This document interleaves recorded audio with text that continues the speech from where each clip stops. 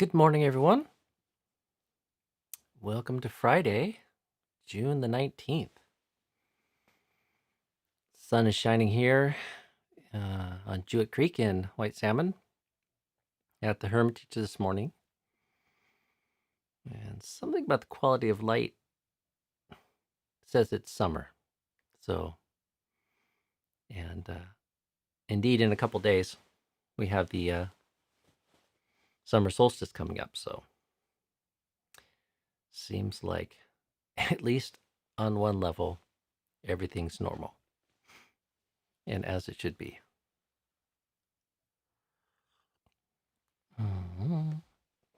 Who is all here this morning? 59 of my favorite people. Few announcements for those tuning into the evening pujas. Last night I decided we'd switch over to chanting the Parita chanting, the auspicious chants. So we'll be doing that for a little bit here. I like to kind of switch things up every once in a while. We need to kind of practice these things anyways, and so we'll be doing some Parita chanting for a while. People interested in the Pali there. Some of them you might know. Oftentimes we include in our Parita chanting the Karaniya Metta Sutta, which is the, what's the English title we have in our chanting book? The Discourse on Loving Kindness or something like that. So from the Sutta Nipata, one of my favorite suttas or verses on the cultivation of Metta Bhavana. So that's in there. Also the Iti-piso. And then everybody knows or ought to know the Namo Tassa, homage to the Blessed One, and the three refuges. So we start off with an invitation to the Devatas, summoning the Devatas to come and listen, alerting them that the Dhamma is about to be recited, and then go into the triple homage and the refuges, the three refuges. So for those joining us in the evening time, that's the program for a while. So if you don't have volume 2, grab volume 2 or the PDF of it and be prepared for that. So also I've heard from people that are in different parts of the world listening at different times to this. And the date is a bit off, so they were asking for different naming conventions so it's easy to find particular days. So I'm going to change up the naming convention for people that are watching this who are not participating live. And I'll just pop in the a very short form of the date. And then I just shortened it to morning coffee instead of morning coffee with Ajahn Sudanto. We all know it's Ajahn Sudanto. So that'd be the new naming convention. And then also, since there's a bunch of these on the YouTube channel now, I've also set up playlists for the months, and it's a little bit of handwork to kind of go in and do this, but there's playlists for the different months. And those, one of the reasons I set those up is that's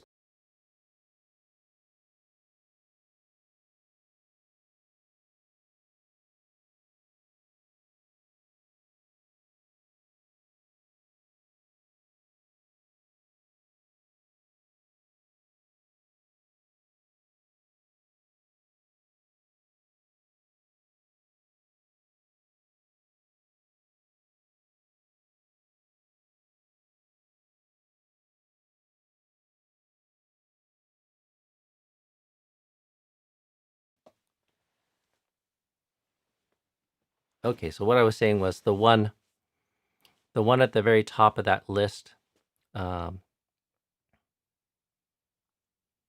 will be yesterday's. So, can you hear me now? Okay, one thumb, two thumbs. Yeah.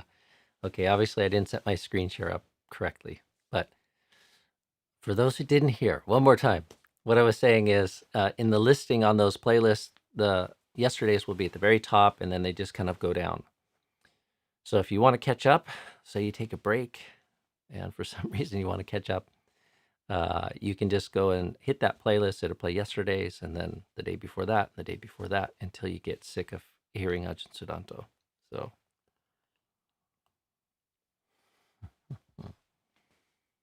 Mhm.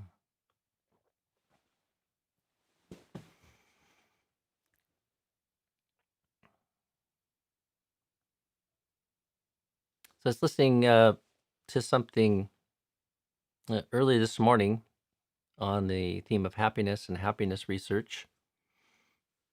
And there's some research about the role that relationship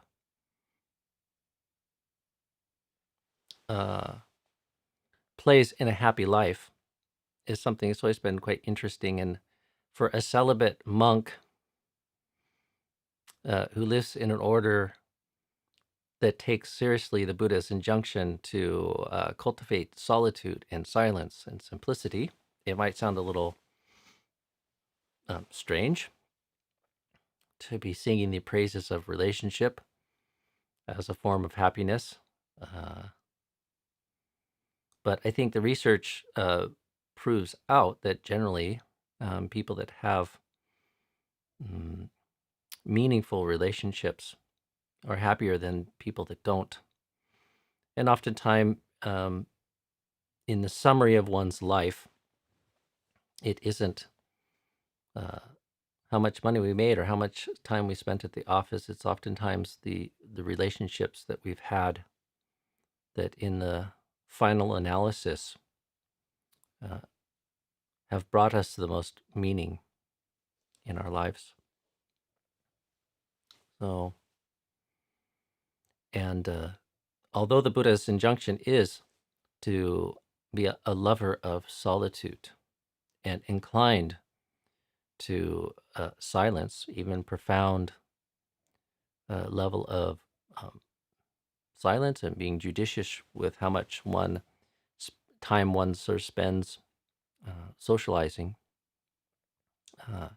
he did set up a whole community, and a very vibrant sort of community, which to me has always been an interesting thing to contemplate. I mean, he could have easily sort of said, okay, here's the teaching, go off, find yourself a cave or a lonely hut in the forest and get to it, and don't come back until you're enlightened. But he didn't. He set up communities, and there's much in praise of being judicious in the choice of one's friends. It's seeking out good friends, noble friends, the kalyanamitta.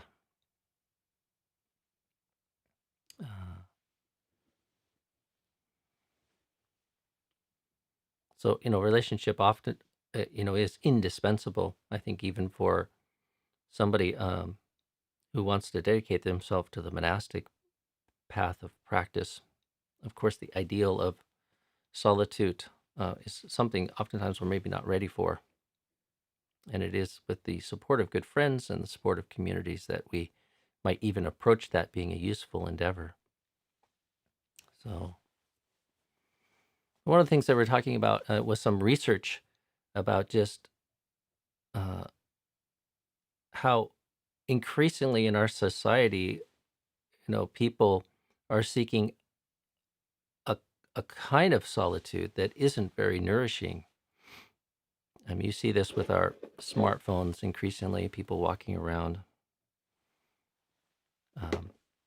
AirPods, earbuds in, absorbed in their Black Mirror, especially in urban settings. Everybody's got their own car increasingly, and an increasingly large proportion of the population lives alone, and oftentimes we long for solitude, but maybe for the wrong reasons. And they were talking about these studies where they've done looking at, how people predict being alone in public settings, how that will make them happier when indeed the research bears out that having these little interactions with people, even complete strangers, promotes happiness. And in thinking about that, and also the Buddhist injunction not to waste one's time in idle chatter and indulging in the pleasures of society or socializing. There's various things in the suttas where the Buddha talks about that.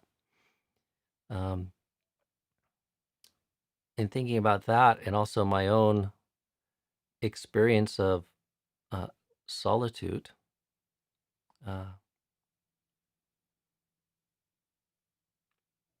I think what's producing the happiness there is really a sense of connection.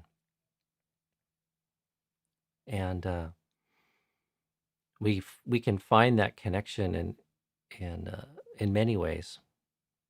And indeed, it can be happiness, and I suspect we're even wired for this kind of happiness of meeting new people, having some very friendly sort of exchange.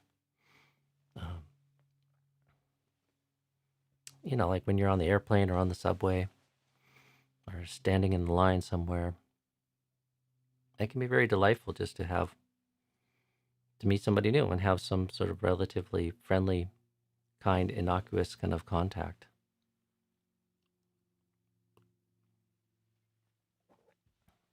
But if I think about what's more kind of essential in cultivating and supporting the experience of happiness, I think connection is something that's really close to the center of it.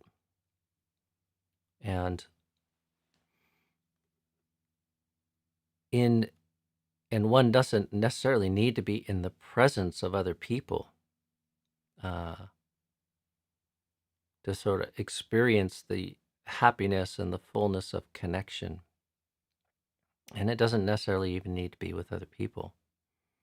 So many, including myself, feel an incredible sense of connection being in the wilderness or being in the natural environment. I feel a happy sense of connection in the morning when I open my window and the sound of birdsong starts to flood in.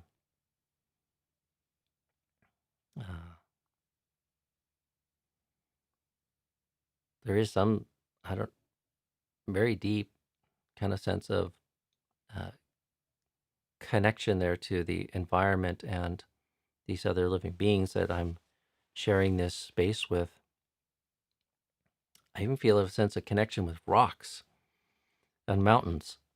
I can't tell you how much I love mountains, and just the sight of a mountain, even a video or a photograph of a mountain, but especially sort of being on a mountain, high on a mountain. I feel some strange, weird sense of connectedness. It's quite delightful. Looking up into the night sky and contemplating the vastness of space and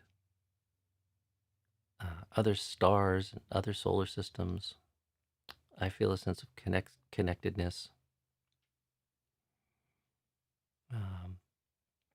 One of the most surprising and delightful experiences of spending a year in solitude a few years ago at Birken Monastery was just how loved and connected I felt throughout that whole time. Not just to the little environment, that little patch of forest I was living in, or my Sangha, my community. My immediate community there I had almost no contact with anybody aside from Ajahn Sudanto every couple of weeks, and Sister Mon would meet me once a week for some necessary sort of notes and exchange of what was going on, what was changing in the monastery. But other than that, I wasn't talking with anybody else in the community, or writing letters, or sending emails, or have any connection with my family or my other teachers and fellow monks. And yet I experienced this profound sense of warmth and connectedness um, in my being, and just living like that. I felt especially connected to the little bunnies and the squirrels and the birds in the marsh, the animals in the forest.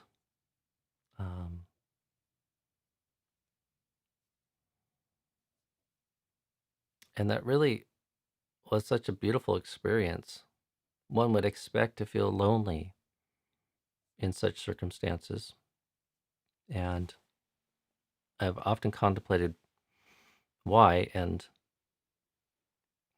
I don't know the full answer. I think a few of the elements are, I did spend some time connecting with family and teachers and friends, moving into that period of solitude. And so I felt clear about my relationship to them, and even clear about how what I was doing, spending a period of time in solitude, fit into my life as a monk and as their son, brother, sister, as their disciple, as their kalyanamitta or friend. But also I just felt like I belonged in that place and in the environment and in the world, and everything seemed okay for the most part.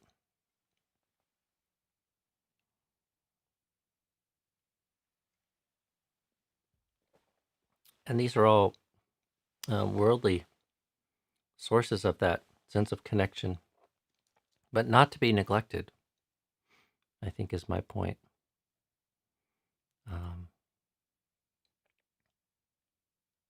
There is an importance and a skillfulness in sorting out that dimension of our life. And it acts as a support for turning into and deepening other sources of happiness, which I think we can also reflect on with a sense of connectedness. So,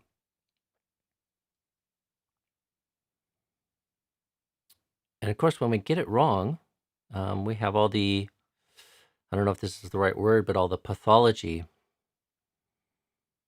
of afflictive emotions and ill health in the mental, emotional dimension and the spiritual dimension.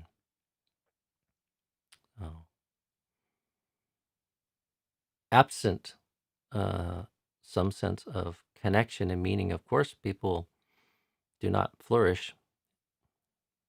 They're beset by sadness, anger, a kind of bitterness, depression that can even lead oneself to kill oneself. So,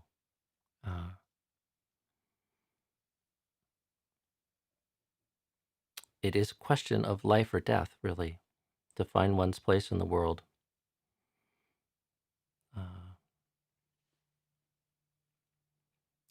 And to find a way to meaningfully connect to that. So, there's good and evil in the world. There are people doing skillful and unskillful things, but it is the world. It all belongs. If you have a sense that you're born in the wrong time and place,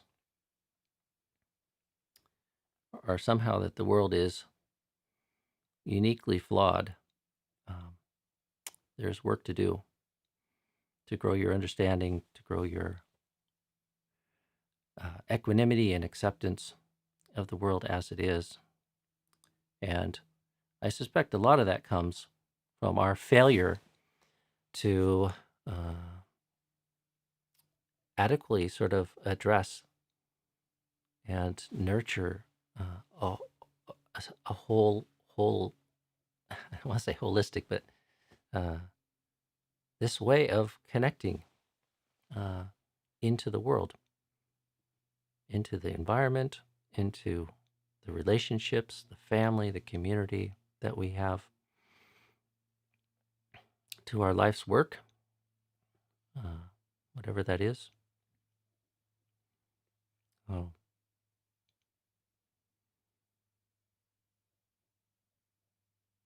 And when we get it right, um,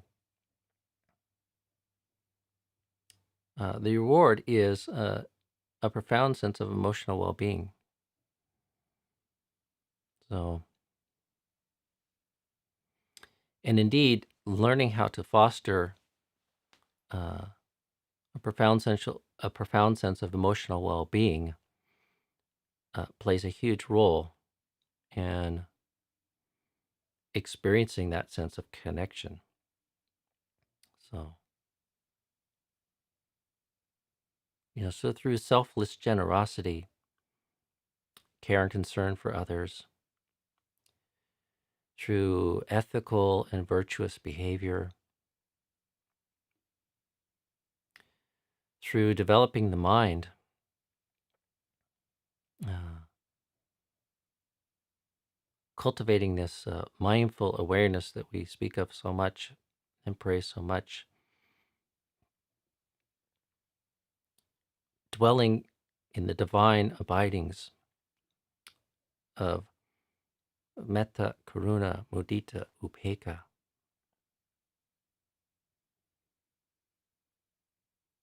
And of course, a very deep and profound sort of sense is found in serenity itself, especially the serenity that is informed, infused with an understanding of the Dhamma.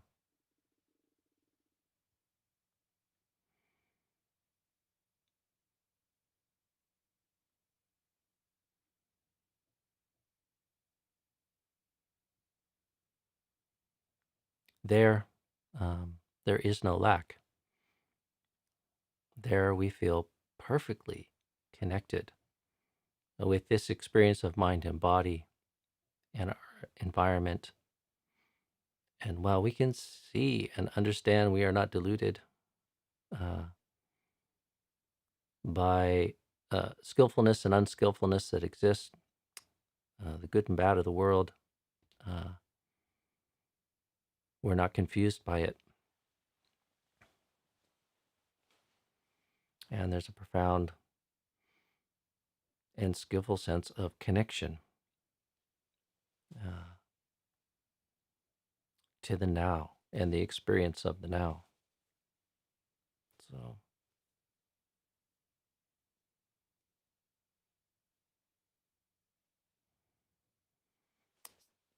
So a few thoughts this morning just on connection. I didn't mean to sermonize. It's just more reflecting on it. I think it's something really, it's like, it's an interesting contemplation, particularly the relationship that it has to energy. I think paying attention to the energy of the heart, the mind, and the body is a worthy contemplation to sort of intuit and ferret out the right way to be in the world and to move our practice forward. And I think this sense of connection has a relationship to that.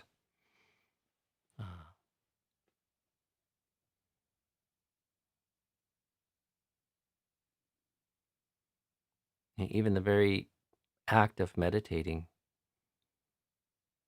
we need to move away from the disconnected, discursive, diversive experience of mind to one that is whole and wholeheartedly connected with the object of our awareness.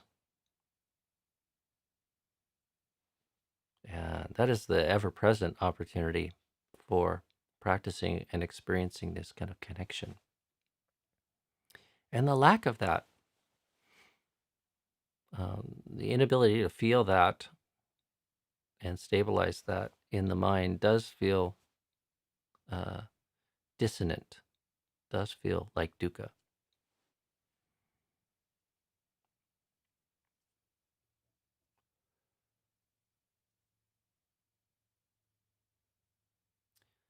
So after that, for your reflection this morning, something to think about, something to explore.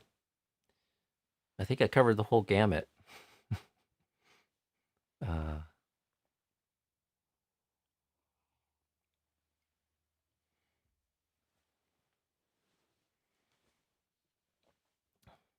Let me give a moment. I'll give you a moment to drink your coffee, and I'll take a moment to scroll down through all these beautiful icons and comments here.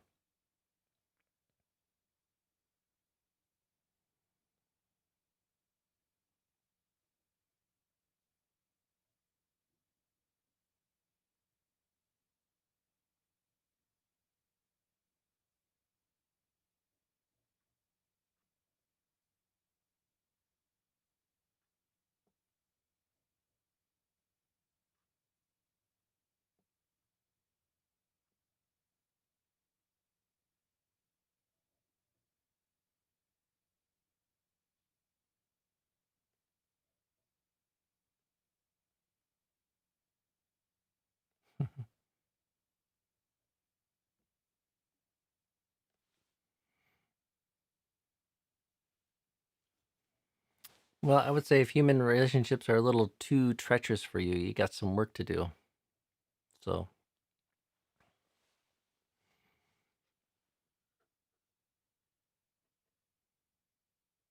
it is a profound challenge. I think one of the things that frightens me the most is it seems many people are losing their ability to skillfully relate, form relationships, and maintain strong and meaningful relationships with others. So, uh,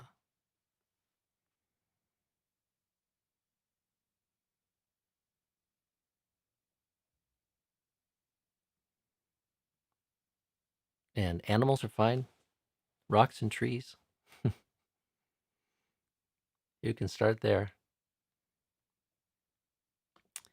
Let's see. Dhammapala Frank. Ajahn, you mentioned the final analysis a few times. Can you elaborate what the final analysis entails? I think I'm just referring to the at the end of your life, um, which for me was 5 minutes ago and 10 minutes ago. So, um, and we have this uh, almost inescapable habit of creating a sense of self and evaluating uh, what we're doing, how we're doing. It seems inescapable for most people to step outside of this idea that I am somebody who needs to be doing something. Um, we also seem to have some need to sense that we're progressing or we're moving forward, right? Uh, but in old age, or as we near and sense that our life might be ending for whatever reason, doesn't necessarily need to be old age. Um, we oftentimes quite naturally sort of reflect back on what was that. And there's this evaluation. So that's what I mean by the final analysis.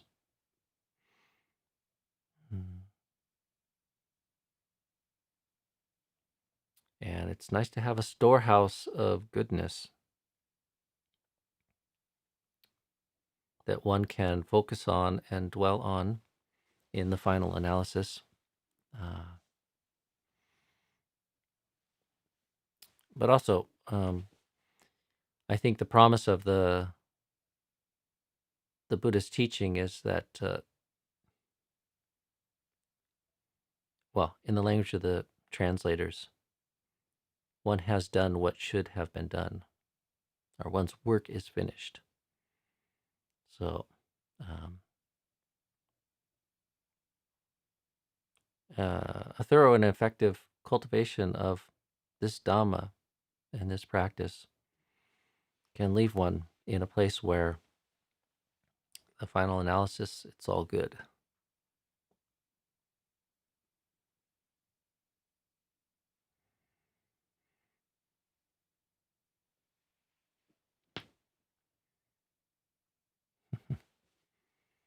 Marilyn, good morning. Are we not connecting here on this black mirror? Yes, we are. So it can be used for good or for ill, like anything. So, but for many, it leads to profound isolation and a lack of connection. So,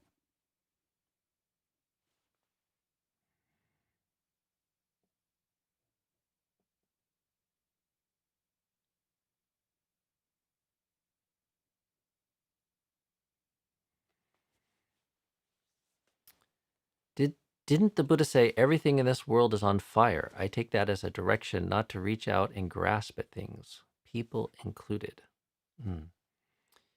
Yeah, in the Anatta-lakkhana Sutta, the Buddha says everything is on fire. The eye is on fire. Sights are on fire. The ear, sounds, and he goes through all the senses. But what is it that they are burning with?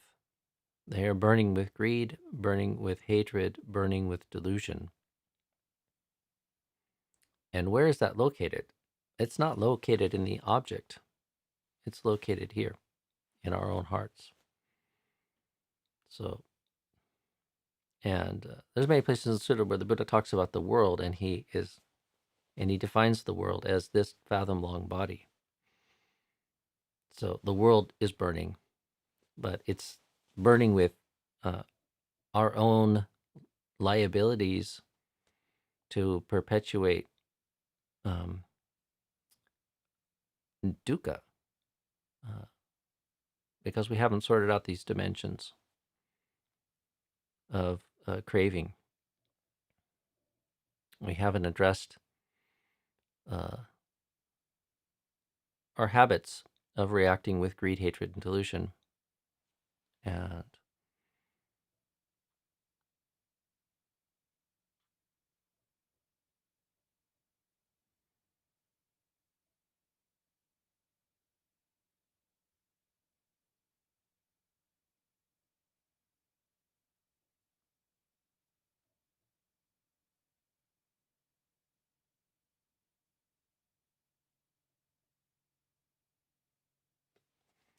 okay, well, I'm going to leave it at that, friends.